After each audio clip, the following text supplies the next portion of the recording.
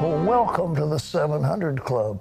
Long-term brain issues, possible Alzheimer's or Parkinson's, difficulty concentrating, extreme fatigue, and excruciating headaches. Doctors are making shocking discoveries about the after effects of COVID-19 on children as well as adults. Medical reporter Laurie Johnson has the story. When COVID-19 first struck the U.S. and began spreading, one of the more positive findings indicated children were not greatly affected. Since then, however, that's another element of the virus that's changed. Now, almost 340,000 children have tested positive, with nearly 100,000 of those cases coming in the last 2 weeks of July. Another disturbing development is the potential long-term issues for young and old. Doctors worldwide report increasing numbers of disturbing brain problems stemming from COVID-19 infections. Lori, this has been a major issue, and in fact, several papers have already appeared documenting the various neurological syndromes that occur with COVID-19. It's something that happens not when you get the infection with COVID, but a few weeks after you get infection with COVID. More than half of the patients in a new medical study complained of neurological problems 3 months after recovering from their initial infection. Cognitive issues like difficulty concentrating, extreme fatigue, confusion, headaches, and insomnia. It could be just the tip of the iceberg. So there's a lot of ongoing speculation about whether there will be post-COVID Alzheimer's or post-COVID Parkinsonism or other phenomena. We just don't know yet. Pat, just another piece of evidence backing up what NHI Director Dr. Francis Collins told me when he called COVID-19 an unprecedented disorder and that treating it is like navigating uncharted waters.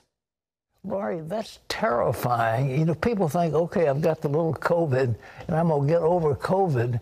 But we didn't realize the extent of the associated illnesses. What are some of the brain problems? And the doctors believe they could be long-term.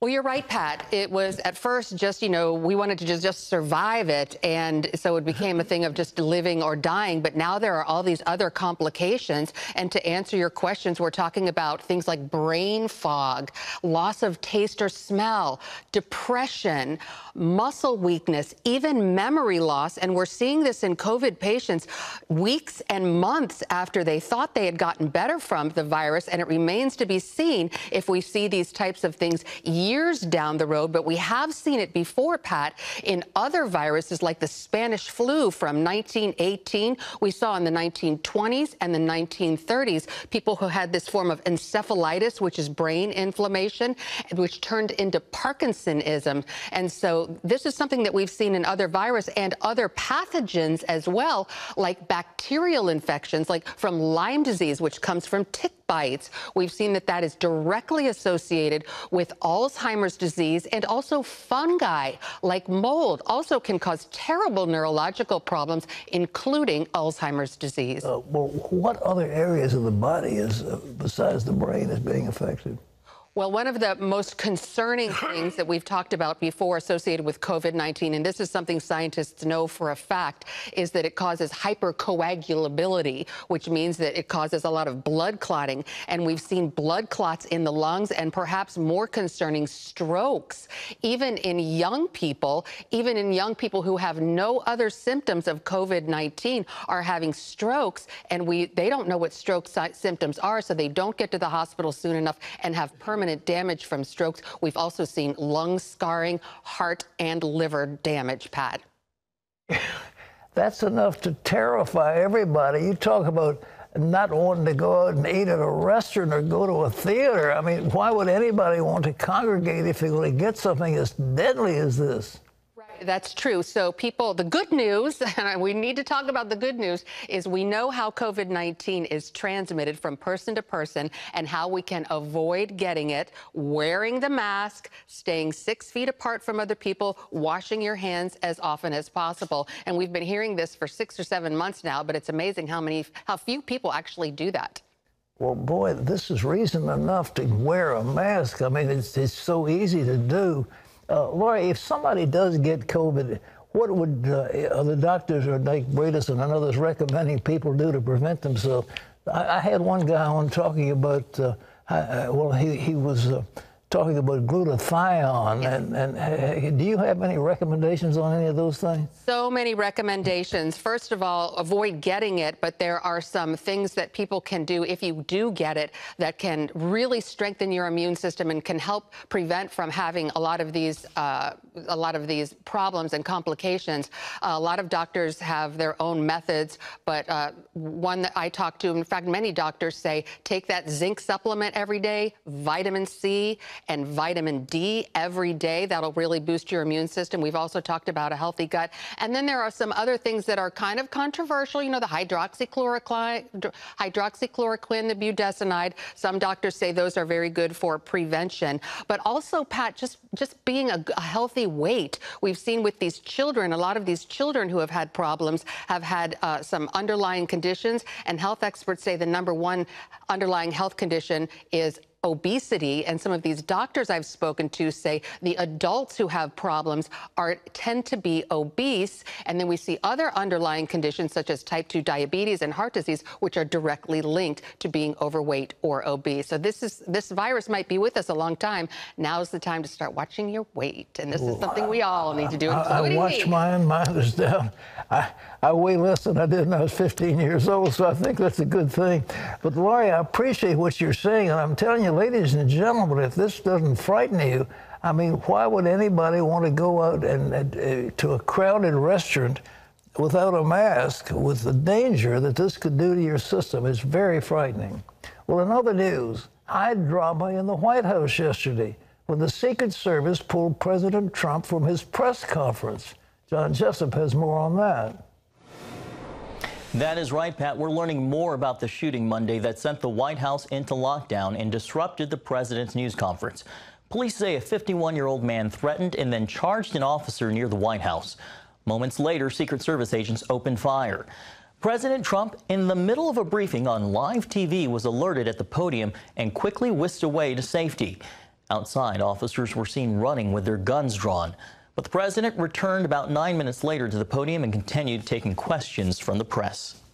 Well, Seattle Police Chief Carmen Best is stepping down. She made her decision public on the same day the city council approved nearly $3 million in budget cuts, stripping the police department by as many as 100 officers. Those cuts coming amid the nationwide movement to defund the police. Best was the city's first black police chief and is leaving after months of turbulence in the city. Seattle became a focal point of nationwide protest, Pat, after the killing of George Floyd in Minneapolis. You know, ladies and gentlemen, the mob is ruling. When you have mob demanding police be defunded, Minneapolis, they voted to defund the police. I mean, New York, they wanted to cut $1 billion out of the police budget and they assign it someplace else. And in Chicago, these problems. We cannot be ruled by the mob. We have elected officials. They're supposed to look after the public safety. And we need police.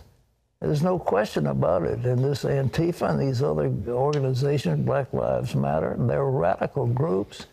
They have hijacked maybe so-called peaceful protests, and they are intent on destroying our republic. And we can't let them do it. John. Pat, as you were mentioning, in Chicago, more than 100 people are in custody after looters ransacked dozens of stores early Monday morning. Mobs broke windows and stole merchandise in the city's upscale shopping district known as the Magnificent Mile. Small businesses and grocery stores were also targeted. More than 400 police were called in to contain the violence. It all began with a police shooting Sunday afternoon. Authorities say a 20-year-old man was shot and injured after firing on police. As the news spread on social media, a crowd gathered and began rioting. Chicago Mayor Lori Lightfoot says it was not a righteous protest. This was straight up felony criminal conduct. To those who engaged in this criminal behavior, let's be clear. We are coming for you. The violence and looting cost at least $60 million in property damage. Well, Chicago's suffering another violent assault Monday afternoon, this time from Mother Nature, when a rare storm carrying high winds ripped through the city. Known as a derecho, which some compare to an inland hurricane, the storm hit the Midwest yesterday with winds up to 100 miles an hour, roaring through parts of Nebraska, Iowa, Wisconsin, Illinois, and Indiana, and leaving in its wake downed trees, damaged buildings, and hundreds of thousands without power. Although there was widespread property damage and several injuries, fortunately, Pat, there are no reports of any deaths. For that, we're very grateful, but ladies and gentlemen, it's serious.